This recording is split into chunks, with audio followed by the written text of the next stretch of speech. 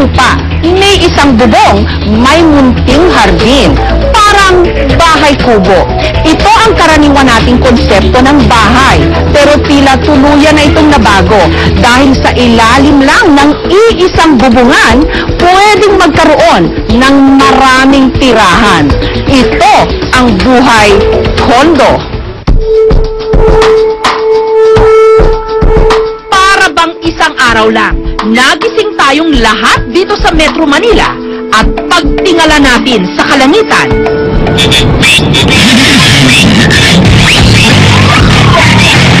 Tumambad na sa atin ang mga nagtataasang condominium building.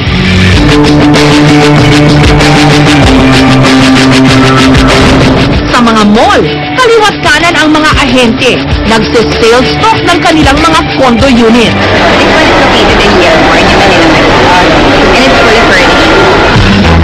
Pagtingin mo naman sa mga billboard, dyaryo, magazine, pati na sa internet, lahat nang hihikayat na tumira na lamang sa kondo. Yung fact na nakatira ka sa residential condominium building, hindi lang yan all glamour, hindi lang siya all parang mayaman ka or tasteful ka. Kaya siya dumadami is because of its convenience. Talagang namang convenient siya dahil lahat nasa loob na, lahat ng kailangan mo, secured ka. Ang numero unong panghatak ng ilang condominium ngayon, ang kanilang mga naiibang disenyo at tema. Ang kondo na ito sa bandang south, sa unang tingin, mukhang sosyal na resort. Ang kanilang tema, Hawaiian. Ang pangalan ng mga building, Honolulu, Maui, Anahola at Lanikai. Lahat mga isla sa Hawaii. Aakalain mo tuloy na araw-araw kang nakabakasyon. Parang nakatira ka sa isang resort, maaliwalas yung pag nasa unit ka. So parang maganda yung view or ambience. Nakaka-relax ang itsura ng landscape. At ang security, round the clock. Makukulay ang loob ng mga unit. Bulaklakin ang mga disenyo.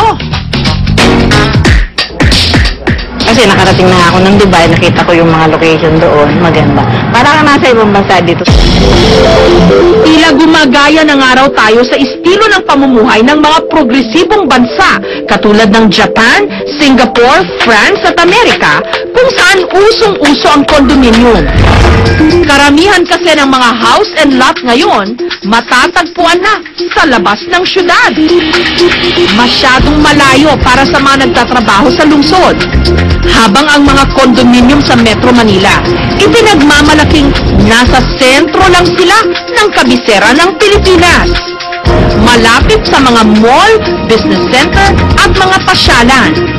Yun nga lang, ang kapalit naman ng convenience na ito, naglalaro mula 1 million hanggang 25 million pesos. Depende sa laki at lokasyon ng unit. Ang